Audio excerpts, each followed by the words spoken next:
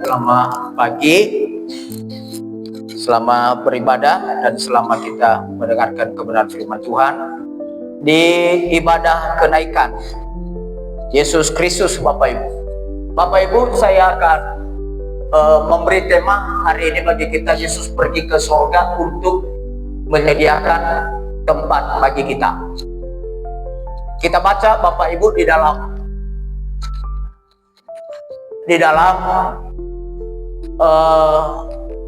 Yohanes pasal yang ke-14.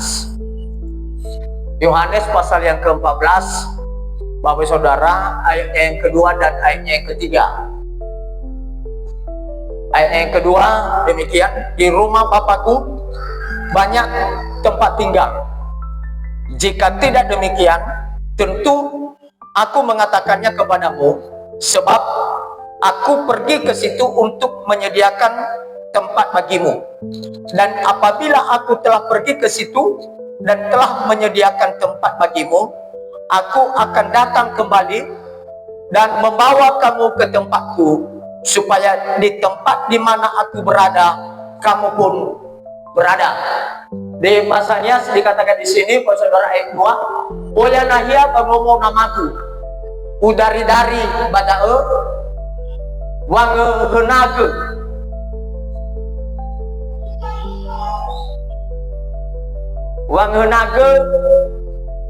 apa ini? Nahia, wange henage nahia kemi, le uae kemi natenga simano enang. Nano aifa uenage nahia kemi mengabuli dao baba mau drage ya ami ena gofu heja sodrao bada goi so ami. Nah, bahasa Bata dikatakan di sini, Bapak Saudara, torop do inganan di bagasa ni damang au soi dohonon kuma tuhamu. Nah, lau doau mangarade inganan dihamu, jala lau pe au mangarade inganan dihamu, sai mula doau mangalap hamu asarap hamu dohon au. Bapak Saudara, saya kembali kepada tema daripada kebenaran firman Tuhan, Bapak Saudara, adalah Yesus pergi ke sorga untuk menyediakan tempat bagi kita. Hari ini, Bapak Saudara, adalah hari di mana Yesus akan naik ke sorga. Dan kenaikan dia ke sorga, Bapak Saudara, adalah sedang menyediakan tempat bagi kita. Suatu saat kita akan pergi ke tempat di mana dia akan berada, Bapak Saudara. Bapak Ibu, kita lihat orang-orang yang naik ke surga. Yang pertama kita lihat adalah yang hari ini kita akan peringati. Tapi di luar Yesus ada orang yang lahir di bumi ini, dia juga naik ke surga. Kita lihat, Bapak Saudara, adalah ini Henok. Henok ini juga adalah orang manusia biasa, punya bapak, punya ibu, dan lahir seperti biasa. Ini adalah Henok. Nah, kita lihat dalam Kejadian 5 ayat 24, Henok juga diangkat oleh Allah. Bapak Saudara, naik ke surga, diangkat ke surga. Kenapa? Karena Henok hidup bergaul dengan Allah. Kalau kita perhatikan, Bapak Saudara, kita lihat dalam Kejadian pasal 5. Kejadian 5 ayatnya yang ke-24. Dikatakan, dan Henok hidup bergaul dengan Allah, lalu ia tidak ada lagi, sebab ia telah diangkat oleh Allah. Tidak ada lagi, sebab ia telah diangkat oleh Allah. Nah ini saudara Henok, kenapa dia diangkat oleh Allah? Karena dia bergaul dengan Allah. Orang yang bergaul saudara berteman, ngopi bersama. Itu biasanya orang bergaul. Kalau dunia mengatakan bahwa sebatang rokok bisa dipatahkan dan bisa dibagi dua, itulah pergaulan, Bapak Ibu. Dan Henok adalah orang yang bergaul, berteman, saudara. Maka kita ini sebenarnya adalah harus berteman. Minggu kemarin saya katakan bahwa kita ini adalah manusia sosial yang harus berteman. Itu yang pertama. Yang kedua adalah Elia. Elia juga adalah orang yang diangkat oleh Allah. Ini Elisa. Kalau Elisa botak, Bapak Ibu ya. Kalau Elia tidak. Makanya waktu Elisa, waktu dia melewati sebuah kampung, ada banyak anak-anak botak katanya. Marah dia karena dia botak. Pada sebenarnya dia perlu dia marah. Itu juga yang saya salut dengan Elisa ini. Kenapa kamu marah kalau diejek oleh anak-anak? Botak katanya, botak. Yang marah, lalu datanglah serigala, mencabi-cabi anak yang ngejek itu sehingga mati semua. Kalian saudara, karena marah. Tapi yang saya maksud bukan Elisa. Yang saya maksud adalah Elia. Elia ini juga dalam 2 Raja-Raja 2 ayat 11. Sedang mereka berjalan terus sambil berkata-kata, tiba-tiba datanglah kereta api. Kereta berapi dengan kuda berapi memisahkan keduanya, lalu naik Elia ke sorga dalam badai angin, saudara. Ke sorga dalam angin badai. Artinya itu udah 2, itu udah 3 orang, saudara. Elia tiba-tiba berpisah dengan Elisa, lalu dijemput dengan kereta api. Lalu dia naik ke surga. Artinya Elia juga adalah orang yang lahir di bumi ini. Cuman saya menjelajahi silsilah daripada Elia, saudara. Saya masih belum paham sekali dan belum jelas sekali, saudara. Tapi kita melihat bahwa manusia biasa, manusia yang bersama dengan Elisa, setelah dia memuridkan Elisa, mereka berpisah dan dia naik ke surga dengan kereta api. Itu yang kedua. Yang ketiga adalah yang sudah naik ke surga adalah Musa.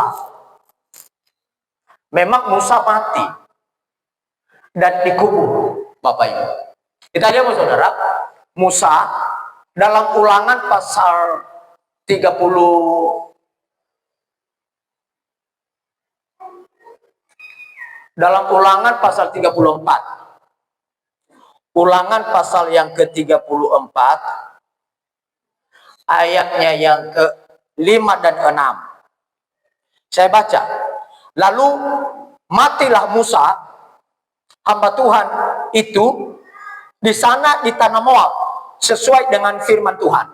Dan dikuburkannya lah dia di suatu lembah di tanah Moab, di tentangan Bet-peor. Dan tidak ada seorang yang tahu kuburnya sampai hari ini. Bahkan menurut pendapat dan menurut pandangan orang-orang percaya, bahwa saudara, karena kuburnya tidak diketahui sampai sekarang, maka orang bisa menyimpulkan dan kita bisa menyimpulkan bahwa saudara, kuburan Musa diangkat oleh Allah, sehingga kuburannya tidak ada yang tahu. Bayangkan loh, saudara. Tapi kita melihat di sini dikuburkan di lembah tanah Moab, di tentangan Bet-peor, dan tidak ada seorang yang tahu kuburnya sampai sekarang. Sampai sekarang tidak ada pun satupun orang yang tahu di mana Musa dikuburkan dan di mana kubur Musa. Artinya hilang, dan itu yang angkat adalah Allah. Nah, artinya Bapak Saudara adalah bukan hanya Yesus yang naik ke surga, pergi ke surga, tetapi manusia biasa, Henok, Elia, dan Musa, Bapak Saudara, ketiga orang ini, Bapak Saudara, adalah mereka sudah ada di sorga. Tetapi kedatangan mereka yang bertiga ini berbeda, Bapak Saudara. Kalau kehadiran Henok pertama, Bapak Saudara, adalah naik ke sorga, tapi tidak membawa dampak bagi kita. Yang kedua, Elia naik ke sorga, tapi tidak membawa dampak bagi kita. Dampaknya artinya, ya itu biasa-biasa aja. Yang ketiga, Musa juga kenaikannya tidak membawa dampak bagi kita. Tapi kenaikan Yesus, kita lihat, kenaikan Yesus ke surga, Bapak Saudara, adalah membawa kita masuk ke surga, berdampak bagi kita semua. Kita lihat, Bapak Saudara, kenaikan Yesus ke surga. Yang terakhir, Bapak Saudara,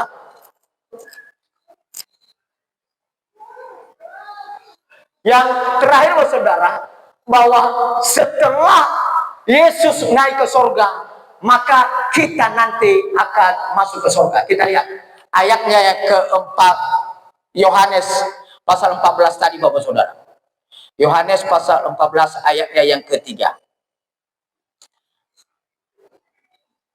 Dikatakan di sini, dan apabila aku telah pergi ke situ dan telah menyediakan tempat bagimu, aku akan datang kembali dan membawa kamu ke tempatku, supaya di tempat di mana aku berada, kamu pun berada.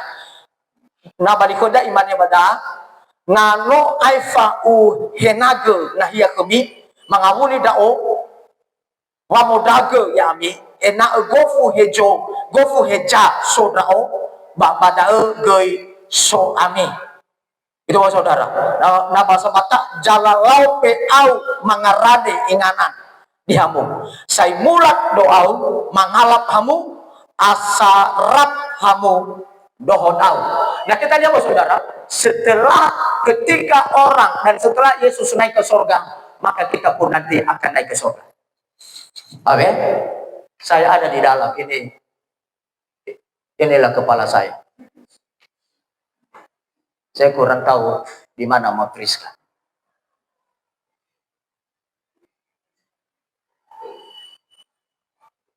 Kalau ibu kepala mungkin panjang Rabu ini lagi ya.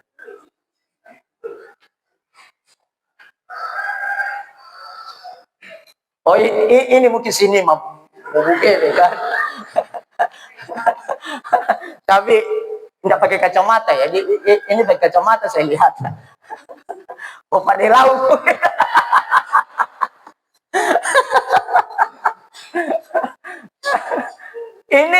Ini jutaan orang. Jutaan orang. Ketika Yesus datang kedua kali menjemput kita. Bayangkan. Ini bicara awan-awan, Bapak Saudara. Dan kita lihat, Bapak Saudara, semua kita akan diangkat.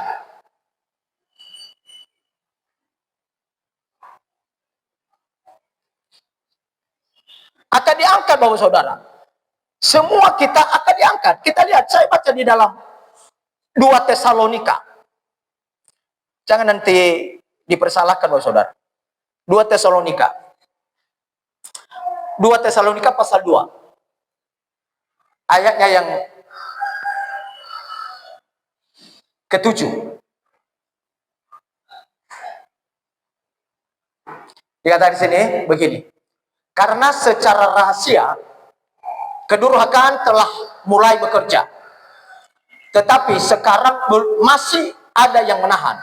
Kalau yang menahannya itu telah disingkirkan. Kata disingkirkan adalah diangkat bersama dengan Tuhan. Ayat 8. Pada waktu itulah si pendurhaka baru akan menyatakan dirinya. Tetapi Tuhan Yesus akan membunuhnya dengan nafas mulutnya dan akan memusnahkannya kalau ia datang kembali. Itu pada kedatangan kedua. Kedatangan si pendurhakaan itu adalah pekerjaan iblis dan akan disertai rupa-rupa perbuatan ajaib, tanda-tanda dan mujizat-mujizat dengan rupa-rupa tipu daya jahat terhadap orang-orang yang harus binasa. Karena mereka tidak menerima dan mengasihi kebenaran yang dapat menyelamatkan. Artinya kita akan disingkirkan, diangkat. Nah kedatangan yang kedua, kita akan diangkat. Tapi ini hanya orang percaya. Oh saudara, Ini hanya orang percaya, tidak ikut orang berdosa. Tidak ada orang berdosa di dalam ini. Makanya saya yakin bahwa kita semua yang ada di rumah Tuhan hari ini adalah ada di sini. Tapi lo jami coba gitu ya dah. Lo ulah nasoyam kepada. Karena kemarau kan, artinya lebih baik menderes lah kan. Tapi saya tidak jamin, tapi saya yakin bahwa orang-orang yang ada di sini adalah orang-orang yang disingkirkan. Sesuai dengan 2 Tesalonika pasal 2 ayat yang ke-7, Bapak Saudara. Kita disingkirkan, diangkat bersama-sama dengan dia. Kita diangkat, Bapak Saudara. Kalau kita melihat, Bapak Saudara, kalau kita diangkat, di Wahyu itu ada satu pengangkatan di situ, Bapak Ibu. Dan ya.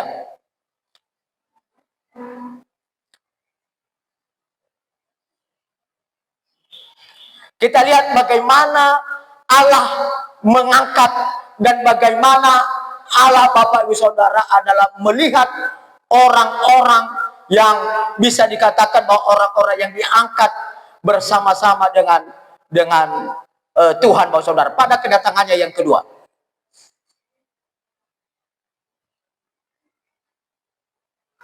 Kita lihat, saya baca, Bapak Saudara, di Wahyu pasal yang ke-20. Ini satu tanda, Bapak Saudara. Wahyu pasal 20. Dikatakan di sini, lalu aku melihat seorang malaikat turun dari surga, memegang anak kunci jurang maut dan suatu rantai besar di tangannya. Ia menangkap naga si ular tua itu, yaitu iblis dan Satan. Ia mengikatnya 1000 tahun lamanya, lalu melemparkannya ke dalam jurang maut dan menutup jurang maut itu dan meteraikannya di atasnya. Sesudah ia dan jangan lagi menyesatkan bangsa-bangsa sebelum berakhir masa 1000 tahun itu. Kemudian daripada itu ia akan dilepaskan untuk sedikit waktu lamanya. Lalu aku melihat tahta dan orang-orang yang duduk di atasnya. Kepada mereka diserahkan kuasa untuk menghakimi. Aku juga melihat jiwa-jiwa mereka yang telah dipenggal kepalanya dan kesaksian tentang Yesus. Karena firman Allah, ia tidak menyembah binatang dan patungnya, dan yang tidak juga menerima tandanya pada dahi dan tangan mereka. Dan mereka hidup kembali dan memerintah sebagai raja bersama-sama dengan Kristus untuk 1000 tahun damai. Tetapi orang-orang mati yang lain, orang-orang mati yang lain ini adalah orang-orang yang mati berdosa, tidak bangkit. Bayangkan, saudara, tidak bangkit sebelum berakhir masa yang 1000 tahun itu. Inilah kebangkitan pertama. Artinya orang-orang yang lain, yang dimaksud orang-orang yang lain adalah orang-orang mati berdosa. Pada kedatangan Yesus yang kedua, mereka tidak akan bangkit. Tetapi orang-orang benar pada kedatangan Tuhan Yesus yang kedua akan bangkit bersama dengan Tuhan. Ayat 6 berkata, berbahagialah dan kuduslah ia yang mendapat bagian dalam kebangkitan pertama itu. Kematian yang kedua tidak berkuasa lagi atas mereka, tetapi mereka akan menjadi imam-imam Allah dan Kristus, dan mereka akan memerintah sebagai raja bersama-sama dengan dia 1000 tahun damai. Artinya setelah Yesus datang kedua kali, bahkan kita disingkirkan di suatu tempat, seperti yang saya sampaikan tadi, disingkirkan di suatu tempat bersama dengan Tuhan, dan orang-orang yang mati sebelumnya, misalnya bapak kita, mama kita, orang tua kita, akan bangkit bersama dengan kita, dan orang yang mati berdosa tidak akan bangkit di sini. Lalu setelah Yesus datang, kita akan masuk dalam 1000 tahun damai. Ketika kita masuk dalam 1000 tahun damai, setelah 1000 tahun damai, maka barulah kebangkitan kedua akan bangkit. Itu khusus bagi orang berdosa. Di situ ada penghakiman, di situ ada pemisahan, maka di situ ada di dalam Yesus berkata bahwa di sebelah kanannya domba dan di sebelah kirinya kambing. Dan dikatakan di sebelah kanannya, ayo marilah di hadapan Bapakku orang yang diberkati. Lalu di sebelah kirinya berkata, nyala engkau, lalu dicampakkan ke dalam neraka, Bapak Saudara. Nah, ini Bapak Ibu Saudara yang dimaksud di sini kedatangan yang kedua adalah kita dijemput untuk mempersiapkan untuk memerintah dalam 1000 tahun damai. Di 1000 tahun damai, Bapak Saudara, bahwa di situ tidak ada lagi rasa duka, tidak ada lagi rasa air mata, gertakan gigi. Orang penafsiran berkata begini, Bapak Saudara, di mana kita disingkirkan itu adalah kita dikembalikan di dalam Firdaus.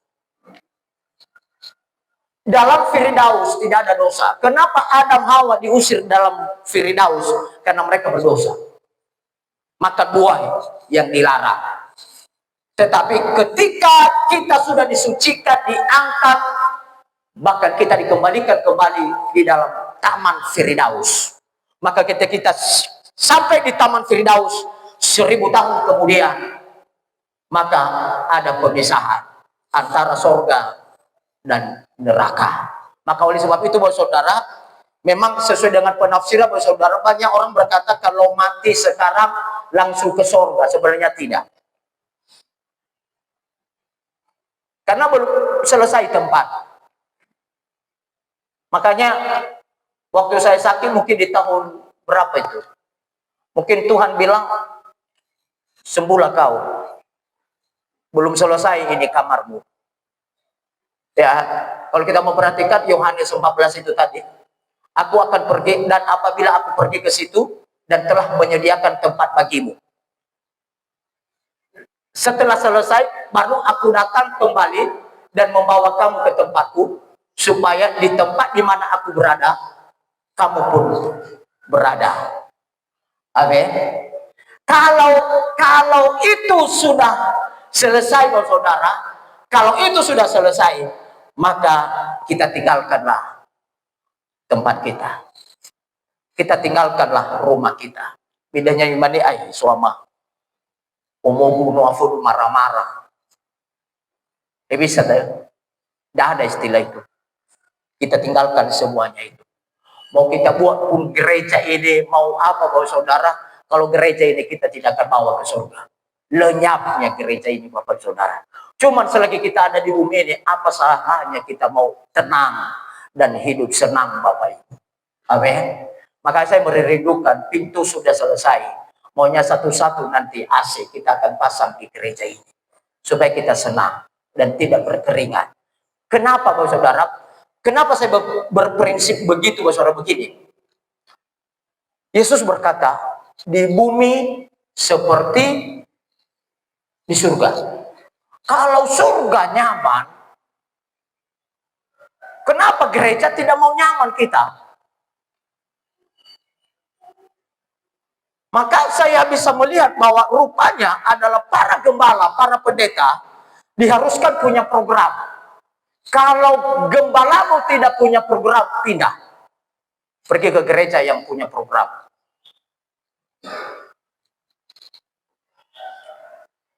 Darurat terus. Daun rumbia terus di atas. Tidak punya program. Nunggu-nunggu jemaat. Nunggu-nunggu bantuan. Bapak Saudara. Itu tidak punya program, Bapak Saudara. Orang yang tidak punya program, Bapak Saudara, adalah sepertinya Bapak Saudara bahwa cuma banyak orang berkata, jangan-jangan di surga, di bumi ini aja, Yesus saja pun meletakkan batu kepalanya saja bahwa tidak ada. Meletakkan, artinya bantalnya, maksudnya bantalnya tidak ada. Bukan seperti itu juga, perlu juga kita adalah di bumi seperti di surga. Damai sejahtera di surga dan damai sejahtera di bumi. Amin. Untuk membuat kita damai sejahtera, Bapak Saudara, adalah tergantung pada hati kita. Ada banyak gereja, Bapak Saudara, ada banyak gereja berbeda cara metode. Berbeda cara bawaan, berbeda cara kepemimpinan, berbeda cara pelayanan, Bapak Saudara. Tapi Bapak Saudara, semua tujuannya adalah mengarah kepada kerajaan Allah. Walaupun berbeda-beda kepemimpinan, berbeda-beda cara pelayanan, semua tujuan Bapak Saudara adalah mengarah kepada kerajaan Allah. Amin. Haleluya. Walaupun banyak, karena begini Bapak Saudara, saya mempelajari sifat manusia, bahwa semua manusia pasti ada yang pro dan ada yang pro dan kontra. Baik di tempat ini Bapak Saudara,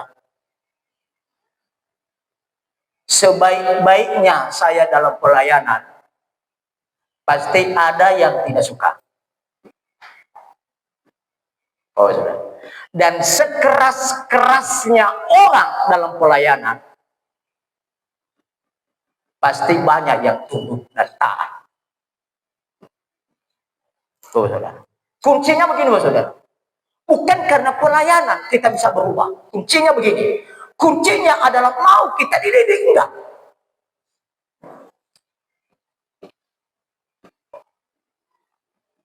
Itu saja, saudara. Banyak orang, makanya saya prediksi bagi jemaat, banyak orang tidak suka. Begini, baru nanti kamu katakan tidak suka dengan saya, setia dulu. Setia dulu, lakukan dulu apa yang saya sampaikan, lakukan dulu firman Allah. Ini tidak datang ke gereja, berencana pindah. Maunya jangan berencana, langsung pindah saja. WA saja saya, Pak Gembala, keluarkan surat pindah saya keluarkan. Walaupun waktu kamu masuk di sini belum saya terima surat pindah, tidak masalah. Makanya kalau ada jemaat ke depan, jangan rencana-rencana aku mau pindah. Ya kan? Siapa tahu di gereja lain lebih baik. Yang ada di sini adalah orang-orang yang melakukan firman Allah. Itulah orang-orang yang ada di sini. Saudara, ini orang-orang yang ada di sini.